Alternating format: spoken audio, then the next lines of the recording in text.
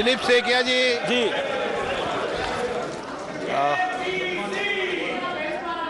अध्यक्ष महोदय, सबसे पहले मैं आपका तहे दिल से धन्यवाद करता हूँ कि आपने मुझे इस महत्वपूर्ण चर्चा में भाग लेने का अवसर प्रदान किया है। मैं माननीय राष्ट्रपति जी के द्वारा दिए गए अभिभाषण के लिए अपने सहयोगी श्री चंद्र प्रकाश जोशी द्वारा पेश किए गए धन्यवाद प्रस्ताव का समर्थन करता हूँ। मैं जब महामहिम राष्ट्रपति जी का अभिभाषण सुन रहा था, सचमुच में भावुक हो गए थे अध्यक्ष महोदय, क्योंकि पिछले 9 सालों में इस देश में देश की यशस्वी प्रधानमंत्री नरेंद्र मोदी जी के नेतृत्व में इस देश के सबसे गरीब वर्ग, किसान, एससी, एसटी, ओबीसी, युवा, महिला, सबके लिए जो सबका साथ सबका विकास मंत्र के साथ इस देश को आगे बढ़ाने का एक अभूतपूर्व प्रयास मोदी जी के नेतृत्व में हुआ। ये सचमुच हम सब के लिए इस नए भारत के निर्माण के लिए एक गौरवपूर्ण एक 9 साल रहा है अध्यक्ष महोदय। अध्यक्ष महोदय, पिछले 9 सालों में पूरे भारत सभी क्षेत्रों में, कृषि क्षेत्र से लेकर विज्ञान प्रजुक्ति विद्या के क्षेत्र तक, स्वास्थ्य क्षेत्र से लेकर के महिला युवा कल्याण के क्षेत्र तक, हर क्षेत्रों में जो काम हुआ है, जो आज देश जिस विकास के रफ्तार में आगे बढ़ रहा है, इस विकास के रफ्तार काश अगर 50 साल पहले इस भारत में शुरू होता तो भारत का लाखों वर्ग किलोमीटर, स्क्वायर किलोमीटर भूमि चाइना के पास नहीं जाता, पाकिस्तान के पास नहीं जाता।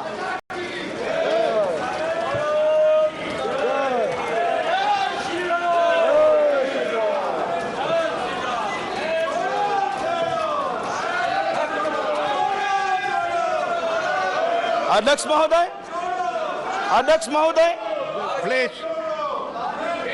जब यहाँ पर अधीर रंजन चौधरी जी, कांग्रेस के नेता अधीर रंजन चौधरी जी जब यहाँ पर अपने वक्तव्य रख रहे थे तो बार बार देश के प्रथम मुख्यमंत्री जवाहरलाल नेहरू जी के उनके कोटेशन के बारे में बोलते थे। मैं कोटेशन उनको फिर से याद दिलाना चाहता हूँ अध्यक्ष महोदय।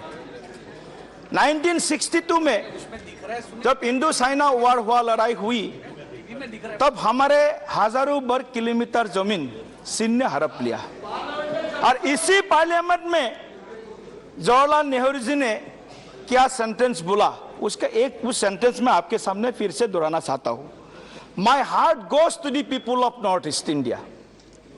माई heart goes to the people of North East India, मतलब आशा छोड़ दिया, नॉर्थ ईस्ट को चाइना ने कब्जा कर लिया, ऐसा एक उनका एक कोटेशन मैं यहां कोट करना चाहता हूं। लेकिन काश उस समय अगर हमारे प्रधानमंत्री आज के नरेंद्र मोदी जी रहते, काश उस समय हमारे देश के प्रधानमंत्री नरेंद्र मोदी जी रहते, 1 इंच का जमीन भी चाइना कब्जा नहीं कर सकते थे।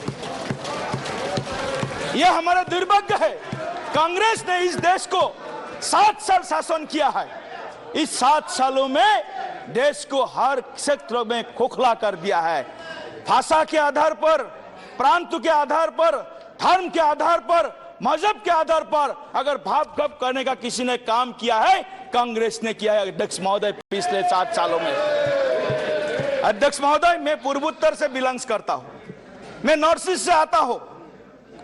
नॉर्थ ईस्ट बोलने से नॉर्थ ईस्ट का किसी के बारे में, राहुल गांधी जी को नॉर्थ ईस्ट के बारे में तो कोई आइडिया ही नहीं है, क्योंकि उनका ट्वीट भी आया है तो बंगाल से, बाकी से आगे से उनका ट्वीट शुरू होता है, क्योंकि ट्वीट में ही रहता है, सोशल मीडिया में ही ज्यादा रहता है। उधर नॉर्थ ईस्ट में तो गया भी नहीं, वो जो भारत जोड़ो यात्रा किया है नॉर्थ ईस्ट में तो उन्होंने कवर भी नहीं किया, छोड़ ही दिया, क्योंकि उनके बाप दादा ने भी छोड़ दिया था नॉर्थ ईस्ट को, बाप दादा ने भी छोड़ दिया था। राहुल गांधी तो छोड़ेंगे ही नॉर्थ ईस्ट को, ये उनका तेज में, उनका ब्लड में है, जो भी है।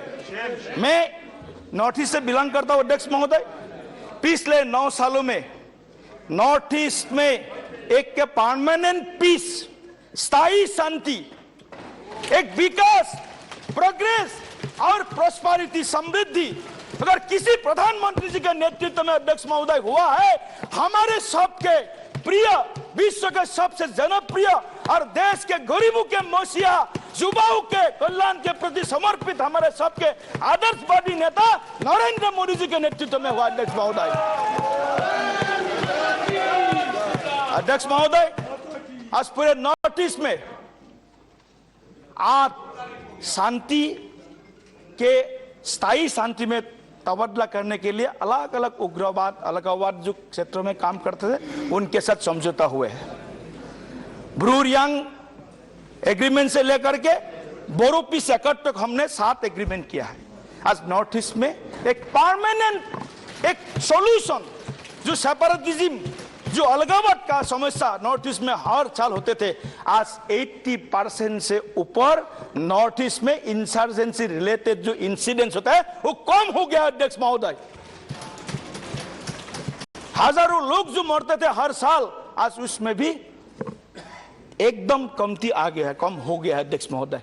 तो इसीलिए मैं प्रधानमंत्री जी को, मैं नॉर्थ ईस्ट के एक नागरिक के नाते मैं तहे दिल से धन्यवाद देता हूं। नॉर्थ ईस्ट का अगर कोई अच्छे अभिभावक है, अगर कोई सच्चे मेंटरशिप नॉर्थ ईस्ट का कोई प्रधानमंत्री जी ने लिया है देश आजादी के इस अमृत काल में, नरेंद्र मोदी जी हमारे अच्छे अभिभावक है और सच्चे हमारे मेंटर है। इसलिए मैं प्रधानमंत्री जी को इस सदन के माध्यम से मैं मां कामाख्या के शरण में प्रार्थना करता हूं, प्रधानमंत्री जी, पूरे देश के 140 करोड़ जनता आपके साथ है और इस देश को इस अमृत काल में 2047 तक भारत को विश्व गुरु बनाने में आज कोई कांग्रेस भी नहीं रुक सकता है, कोई वामपंथी भी नहीं रुक सकता है। देश के 140 करोड़ लोग प्रधानमंत्री जी के हाथ थाम लिया है और प्रधानमंत्री जी के नेतृत्व में ही 2047 तक भारत विश्व गुरु बनेगा। नॉर्थ ईस्ट भी उनके हम साथ है, पूरे देश आपके साथ है। इसी वाक्य के साथ मैं फिर से देश के यशस्वी प्रधानमंत्री, गरीबों के मसीहा, युवा, महिला सब के लिए जिन्होंने पिछले 9 सालों में एक बहुत बड़ा अपने भूमिका निभाए, ऐसे प्रधानमंत्री जी का मैं धन्यवाद देते हुए माननीय राष्ट्रपति जी का अभिभाषण का समर्थन करते हुए मैं अपना वाणी को यहाँ विराम देता हूँ। धन्यवाद। माननीय प्रधानमंत्री जी,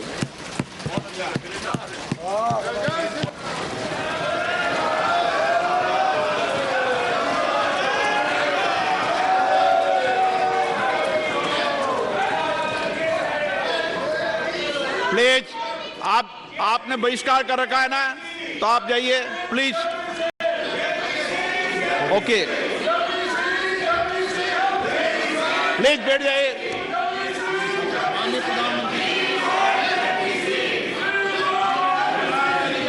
माननीय अध्यक्ष जी, एक मिनट बैठिए। क्या तरीका है बैठे बैठे नारेबाजी करने की? ये तरीका है आप लोगों का? पहले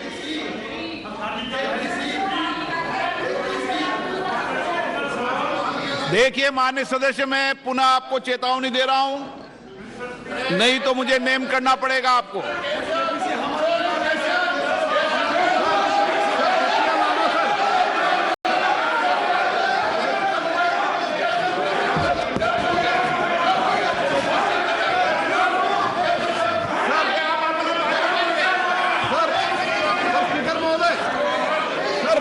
कट्टिया लाना बिल्कुल गलत है सर, तो उनको नेम कर दीजिए सर, हमारा आग्रह है आपसे सर।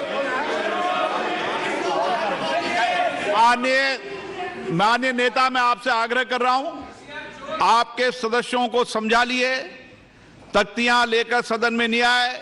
आपने कहा था कि हम बहिष्कार करेंगे, तो आप अपनी बात पर कायम रहें। पिछले 3 दिन से कर रहा था सर, हम लोग का डिमांड है जेपीसी को करने के लिए, जेपीसी डालने के लिए, और जेपीसी नहीं डाल रहे थे साहब। अभी हम लोग जो है ना प्रधानमंत्री जी का सामने भी हम लोग को जो मुद्दा को रखना चाहता था, आपका सामने भी रखा है और हाउस का सामने भी रखा है। अभी हम लोग जो है ना सर इस बात से जो है ना हम लोग वॉकआउट कर रहे हैं। ओके।